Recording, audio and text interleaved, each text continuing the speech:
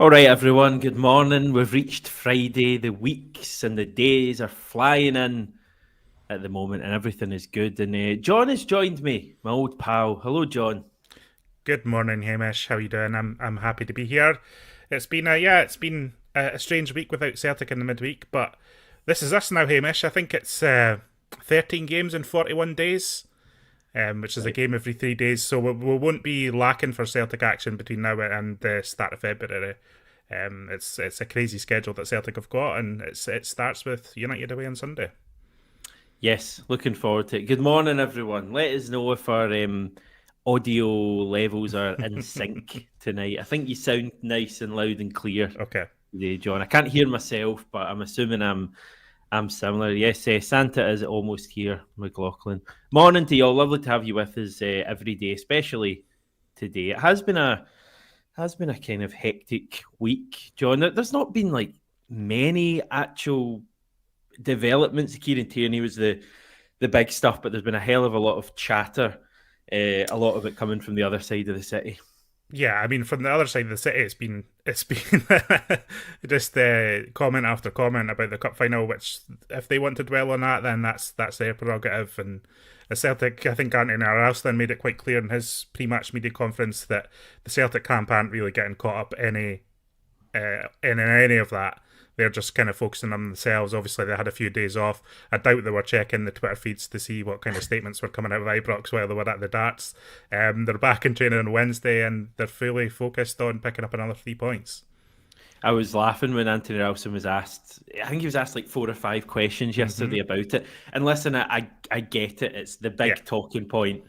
And I guess similar with the Kieran Tierney stuff that we can touch on. But he was asked, I think one of the questions was, is it something you're chatting about in the dressing room? And it's like, come on, the guys aren't going in and discussing what Rangers are thinking about that decision and all the meltdowns. They're going in and Yeah. discussing Netflix or whatever else they're Yeah. watching.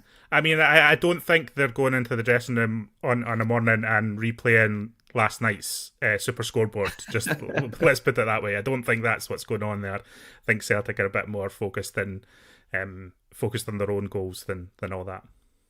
But I think that's a good point you make, and all of that has been going on. But I think, and as fans, we enjoy it as well because it's our rivals having a meltdown. We've beaten our rivals again, etc. But I think for the playing squad, genuinely, they are just so focused, and that game is gone now. They've Mm-hmm. celebrated that. They've had their couple of days off, and I firmly believe now they're, as I say, that's gone, and they're looking forward, and that's the vibe that Anthony Ralston gave yesterday. And Mm-hmm. Ralston's an interesting one. I like him as a person, how he comes across. He doesn't give Mm-hmm. a lot away though in the No, media. Like it's very stock answers, isn't it? it's quite stock answers, but I always feel like you can kind of read between the lines of what Ralston says for some reason. I don't know if it's just the way he says it or the way he imparts it, but I always just sense you can kind of get the meaning of what he says, even if he doesn't quite say it, if you know what I mean. And I quite like that. But yeah, Celtic are busy enough. Like I said, there's 13 matches in 41 days. That's a game every 3 days. There's the January transfer window. There is a derby coming up that they will focus on when it's immediately ahead of them, but they can't afford to take their eyes off the ball, so they're just not going to. I mean, this game at the weekend is difficult enough. It's another away game in the Scottish Premiership. We know that they don't come easy. We know that the players will have to be up for a battle. If they are thinking about, even if they're thinking about, the joy of winning the cup. That's why Rodgers has given them that time off. He's given them a time of reflection to spend with their friends, spend with their family, spend with themselves, to kind of process everything that was achieved last week. They've put that to one side now. I'm sure on Wednesday the chat was right. This is about Dundee United now. I almost guarantee that's what the chat was on Wednesday when they returned to Lennoxtown. And it's not because this game on Sunday is any bigger than any other match. No. Like it's a tough challenge on Sunday, but I think rather than it just being, and obviously they're focused on this match, but generally speaking, the motivation I think comes from the momentum we've built up and just wanting to just continue what has been an unbelievable season so far. If we'd have said at the start of the season, genuinely, you'll have the first trophy in the bag, you'll beat your rivals in the final, by the way, you'll be however many points clear at the top of the league. Some would say, I don't know, one hand on the trophy already. Maybe that's a bit too much, but certainly we're in a very strong position, and you would be going into the 7th Champions League match, knowing that you're in a really strong position to qualify for that. Yeah. We're ticking off all the objectives. And that's why it's quite calm and serene from a Celtic's perspective right now. I'm going to be brutally honest. Now, I know that decision went against Rangers last week, and I know that it was inside the box, and VAR probably should have picked it up, right? I know that. But there's a reason why they're focusing on it so much. It's because it gives them comfort in the midst of what is a pretty terrible season for them. It's something they feel they can control the narrative on. It's something they feel that they can get comfort from, telling themselves that they're hard done by and that they were cheated out of a cup final. We know really that that's not the case. I've said it before, but Rodgers has lost 1 game against Rangers in 2 spells as Celtic manager. I don't think a marginal call in a cup final is really the determination between whether Celtic are getting the best of Rangers this season. I just don't think it is. So if they want to focus on that, that's fine. Celtic will keep focusing on the things that are making them successful. I agree with that, and we hear that after virtually every derby defeat at the moment. Certainly the big ones at Hampden. They're always dominated by this post-match chat, which is why I want to move on and discuss other things, because there are other things happening. Kasper Schmeichel has given an interview, or he's sat down on Ben Foster's podcast, Fozcast it's called, and he's spoken about loving life at Celtic, loving life in Glasgow, spoke really highly of the city, gave the impression to me that maybe the city's exceeded his expectations. And he spoke about the thing he loves most about Celtic, and he made this point several times, is that winning is expected at Celtic, and it hasn't been in his career previously. So it seems like that's the big thing that he feels at Celtic. He says everyone is happy and buzzing when you win, but it's like, no, this is what we do here. We win, and anything other than a win is a catastrophe. That's a kind of pressure I've never really played under. So to have that was the kind of thing I was looking for. So he's loving life, and he spoke a bit about how he joined the club as well, and Brendan Rodgers basically had a phone call with him after Denmark went out of the Euros, and he said he was sold within 10 minutes. Yeah. It's not really much of a surprise, is it? Because I think he is genuinely close with Joe Hart, and I think he got the full lowdown of what this would be from Joe Hart. I think the only reason Kasper Schmeichel is at Celtic is because of Joe Hart. I think that relationship sealed that deal in terms of, like, obviously he's worked with Brendan Rodgers before too, but I just think, like, there's a genuine friendship, I think, between himself and Joe Hart. So I think he watched on and saw what was happening with Joe Hart. Hart's deciding to retire. There's the possibility of bringing Schmeichel in, and Schmeichel's getting the full lowdown from Hart, from Brendan Rodgers, and signing up for the Celtic experience. But as he says, you never really know how big it is. You never know how intense it is until you arrive in Scottish football. It is a crazy, crazy experience, and when you're on top, it feels like you're the king of the world. That's how it feels.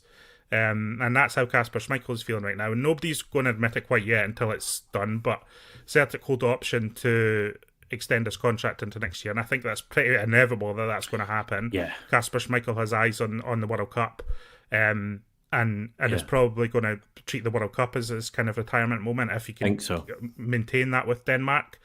And that will benefit Celtic greatly, because we'll get another year out of him, and hopefully, the idea is that Celtic have a succession plan. But having players with that mentality, players who don't set winning as, a kind of bonus or a peak ambition, but just like your day-to-day, your week-to-week, you've got to win. I think having players with that mentality is the key to Celtic success, and having a group of players who can forge that mentality together. And obviously Schmeichel has come in and suited that perfectly, and that's what he wants. And that's what he wants in this late stage of his career as well. He knows he doesn't have many years left, so he's wanting to feel this feeling that he feels right now for as long as possible, and Celtic is a perfect place to do it. Yeah, I mean, I think he's been a great fit, clearly, but you kind of felt that when you first heard his name, but the big doubt, and again, another thing he touched on in this podcast, and it's well worth a listen. He touched on the fact that clubs he was speaking to were looking at his age and using that as a reason not to sign him because he had no sell-on value. And that was a bit of a doubt, not the sell-on stuff, but with fans, wondering if he was a bit past it. And that just looks ridiculous now, doesn't it? Any doubts that anyone had about Kasper Schmeichel. He's just been excellent so far. Such a big, a great fit at the club. So I'm enjoying it. Colin saying, I hope we have Kasper next season. Yeah, we're going to have him next season, aren't we? I think so. Yeah. I think you're right. I think World Cup will be it seems like an obvious place for him to end. I think he's very patriotic. Mad for it. Casper for me is on track to be one of the best keepers in recent times. Is it too early for a wee comparison with some of the best ones we've had? It's probably too early. It's only been a few months, but what I'd say is like he's undoubtedly one of the best kind of modern type of keeper that we've had in terms of being able to obviously come up with big saves. But he's great in 1-on-1s. He's great with his feet. I think he's Fraser really Forster. Fraser Forster wouldn't be on your list. Of yeah, well, we saw good, that last night. That was a thrilling game at Spurs and Man United, and again, Forster's a fantastic keeper, but he's not that ball playing keeper. And I think Kasper Schmeichel is that. And I think I don't know if we've really had someone who's so reliable or so good at that. And I think that's ideally what we're looking for in whoever takes over Schmeichel. I think that needs to be part of their game, because I think we have taken steps forward in that, and I think that has helped us in Europe this season. I think it has helped us break the presses of teams. And I'm never fearful with Schmeichel in the goal. I know we had that horror moment between Carter Vickers and Schmeichel, with that own goal, but Schmeichel in general has been fantastic and has been so in sync with his defenders that I just can't foresee that kind of moment really happening again. And I think it's great. It's great to have him. I think Celtic have really won, considering he was a free signing as well. I think Celtic have really won a watch with that summer signing. Yeah, Air pointing out Kuhn's goal on Sunday started from Kasper's distribution. He was even doing things on Sunday that I think probably go unnoticed by most people, but see when like the ball was coming back to him and he was just first time passing it confidently out to Scales or Trusty or Carter Vickers, when maybe under other goalkeepers it would be a touch. I just think he sets the tone because he does things quickly and he just moves the game on. So loving him. It's Anthony Ralston speaking about Kieran Tierney yesterday. He said it's the first I've heard about it, which I guess is just kind of going into what we're talking about. Ralston, like he was asked about Tierney and his thoughts on Tierney as a player. Obviously, Scotland teammate, former Celtic teammate, former Celtic Academy teammate, but he felt he had to put in by the way, it's the first I've heard of it. Like I can't really speak on the club's behalf and all that kind of stuff. But what have you thought of this Tierney stuff? What camp do you come down in? It's quite a difficult one for me, because I understand why people are so for it, because I think he's a fantastic player and I think he improves Celtic on his day. If he's fit and he's there and he's in the team, I think he improves the starting lineup of Celtic, and that's what you want for the big games. At the other end, is he a player that's going to play 60 games a season? I just don't think he is. And so then suddenly you're needing two viable starting left backs, and that's fine. If Celtic can pull that out of the bag and produce that, then I think that's an ideal scenario. Do I think Tierney can play like 30 games a season, 30 to 40 games a season? I think he can. Hopefully, fingers crossed, if he's overcoming his fitness issues to an extent. But even if you top up all the European games, you top up the derbies, the semi-finals, and the finals that hopefully we play, then you're suddenly looking at 20 games. If Tierney can be fit for those 20 games and then add another 10, 15 on, then I think it's really a no-brainer to bring him in. I do think he can enhance Celtic when Celtic need him most, and I think that's really what we'd be looking at. And then obviously have a viable alternative who can play the other 30 games in the season. If that is the plan, then I'm on board with it. I think if the plan is we rely on Tierney to get Celtic through a massive schedule of season like that, like for instance, I don't think we can rely on Tierney like we rely on Alistair Johnston in terms of like playing every 3 days. Like that, I just don't think that's going to happen. So there's no real black and white answer for it on me. I can kind of see both sides, and Celtic just need to be organised and have a plan with it if they're going to bring him in. I don't think you can bring him in and everyone that's automatically like going, the left back position's fixed. I think it needs a bit of work around it, a bit of tinkering around it for it to be a real success. But if you're asking me, do I want to see Kieran Tierney in a Celtic shirt again? I think the answer for me is undoubtedly yes. Right. I mean, Brendan Rodgers is going to be taking all this into account. Of course. I mean, that is an obvious thing to say, but I think it is worth saying that he's not just going to jump at Kieran Tierney because he's worked with him previously and know about all his injury stuff and go, that's fine. That'll be absolutely fine. Like they're going to be aware of all the injuries Tierney's had, and Tierney would clearly have to be managed. As he say, he's not a player who can play, two matches every week all season. But if you have someone, say for example Alex Valle, who obviously we don't know what's happening with Valle, but just use him as an example. That to me would seem like quite a good fit. Share the responsibilities, and as you say, maybe they each play 30 matches a season. That would work quite well. So it's going to be interesting. What do you think we're going to move for Tierney? It feels like it, and I honestly have, and we've kind of alluded to it as well when we've been talking in various places. It just feels like it's building up to that, and I think it's probably, if I had to guess, has been in the offing for a wee while, and this is why it's kind of building up. But these things are pretty complicated, especially wages and agents get involved, and there's all sorts. And Tierney isn't going to be short of offers in January or the summer whenever he firmly leaves Arsenal. I think there's going to be plenty of clubs around Europe, so there will be alternative options for him. So if Celtic do really want him, then they'll have to be switched on and sharp about it and get him in the door. But you would imagine that Tierney is up for it as well. I think it would probably have been ruled out at this point in terms of reporting and various chat if he wasn't up for a return. But I just got a feeling that he is up for a return. And if he's willing to take a big pay cut, if he's willing to, if there's kind of hope that the worst of his injury problems are behind him and we can manage him through those 30 games a season, and I'm all for it. I do think it might happen. My gut feeling is that it will happen, but I guess we'll just have to wait and see. Jerry feels that way. He's going for a big prediction. KT will play on the 2nd at Ibrox. Is that game a 3 o'clock kickoff confirmed? Yeah, I think so, isn't it? What's that about? I've not heard any different. I think it's just... Yeah, that's a weird one.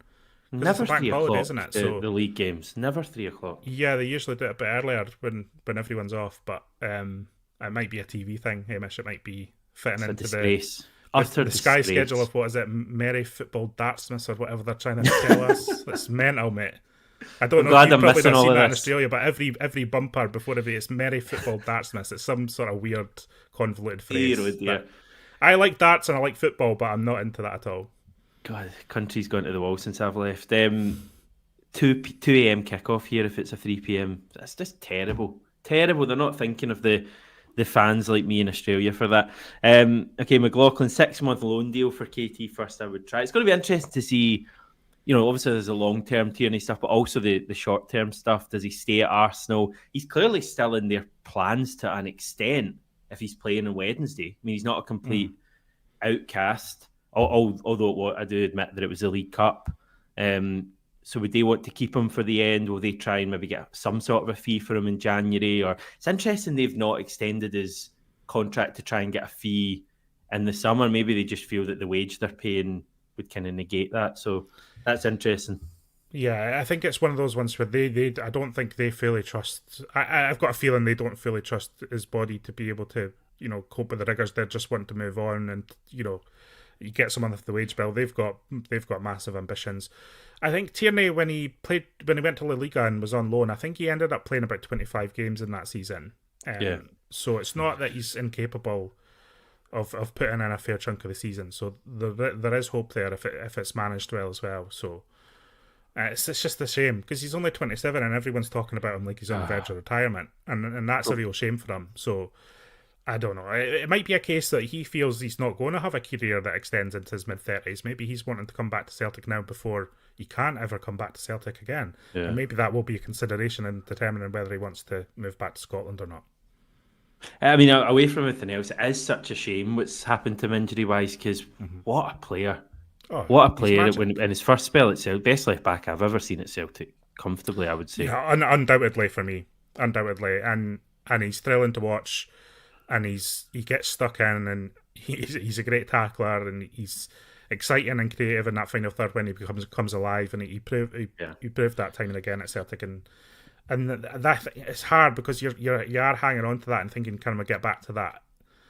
And the reality is that it is a bit of like, even in the best case scenario, if Tierney comes to Celtic, it does feel like a bit of a risk in terms of like if he picks up an injury, everyone's going to say, "Oh well, I told you so," and that's the risk that the club and the manager would be taking. It just depends whether they want to take the opportunity or not. Yeah. Okay, going over the VAR stuff completely. Patch that, and we'll move on to Sunday's game, Canadice, noon kickoff. It's going to be a test. Dundee United 5th. in the league. They're newly promoted as well, which is something I kind of had forgotten. So they're having a great season. Jim Goodwin's their manager these days. We haven't played them since January 2023, so it's been a fair old chunk of time. Aaron Moy, I remember him having a great game that day at Tannadice. Prior to that, 9-0 we had at Tannadice. Prior to that, we won the league with a draw at Tannadice. So it's usually eventful when we go there, and we expect similar, I think, on Sunday. I think it's going to be a real tough game, this. Like, I genuinely think it's going to be a bit of a battle for us. Yeah, I think United will be up for it. United are always up for it at Tannadice. I know there's been some heavy defeats that we've impacted on them, but their supporters are proud, and they're unabashed in their pride and support of Dundee United, and they'll give. There's always a big Celtic support at Tannadice as well. It's always a venue that the fans like travelling to. There's a lot of local fans as well in the Dundee area, and I think it'll be an exciting match. Yeah, I think there's only good to look forward to this weekend, and we'll see what Celtic are looking like after the final. We'll see, if we're going to find out from Rodgers later, what kind of knocks are in the squad, because I think the players put a lot into that on Sunday, and I think a fair few of them look like they've been through the wars. They're looking at Alistair Johnston potentially not being available for this one, I would suggest. Yeah. And we'll see what the midfield's looking like and all that. But I think in terms of a contest, it'll be a good one on Sunday. Yeah, undoubtedly. I've got Ralston in my team. I've got Vai in my team, and I've got Adamida in my team. And I think that's my only changes. Yeah, only changes from the cup final. I'm going with the same midfield. I know there's going to be a big call for Luke McCowan to start. He's back available. He would actually probably be in my team. I'm just going with the team I think Brendan Rodgers will go with, and I just think it might be McGregor, Bernardo, Hatate. But we've got options there, and I think it's a game for Adamida. I know Kyogo's got a great record at Tannadice, but I just feel tight pitch. It just strikes me as an Adamida game. I would go for Kyogo in this one. I think we'll see Kyogo. I kind of get what you're saying, but I do think Kyogo is the go-to choice when there's no kind of rotation in the team. There's not been a midweek match. I would love to see McCowan in that team. I'm crying out for McCowan. I think he can add that spark and the freshness, so to speak, that Brendan Rodgers always talk about. I know there's been a week between the games, but Luke McCowan, I think, can add a real dose of creativity into that lineup, and I would love to see him fielded. Yeah, probably get quite a rough reception as well from the Tannadice support, so that could add a bit of spice to the game as well. So, we've got real options, and just kind of hoping that, just winning the cup, and as I say, a couple of days off, the team have come back in on Wednesday, just nice and fresh, because I think it is easy at this point of the season to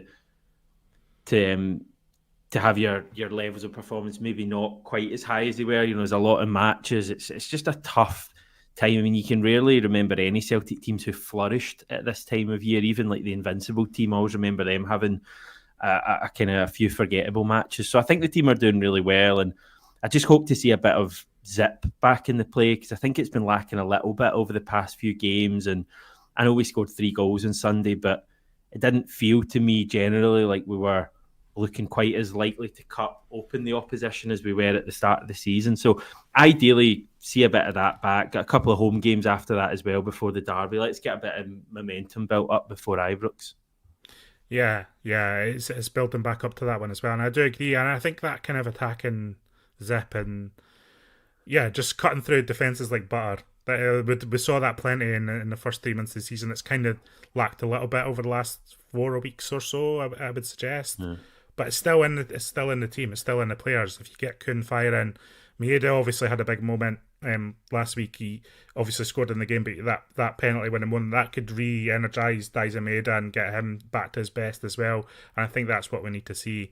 We need to see players starting to peak again. But this run is so difficult. The game every 3 days for over a month is a very big strain on the squad, a genuine strain on the squad. So I don't think this next period is going to go all our own way. I think there's going to be difficult moments ahead, but we've seen as well that Celtic can do it another way. Like that's what's crucial here. Celtic can do it another way. They don't have to be at the free flowing best. They can do it ugly, and if the conditions make it difficult on Sunday, which they by all accounts might do, then Celtic will be up for that side of it as well. I was going to ask you for a weather forecast because you're in that area, aren't you? I think it's pretty rough. Yeah, I think it's pretty rough, mate. Really, As I thought far you're always telling me it's the sunniest city in Scotland and well, all it is that. the sunniest city in Scotland. That's that is true, but not in December, not just before Christmas. I think it'll be wet, windy, and wintry.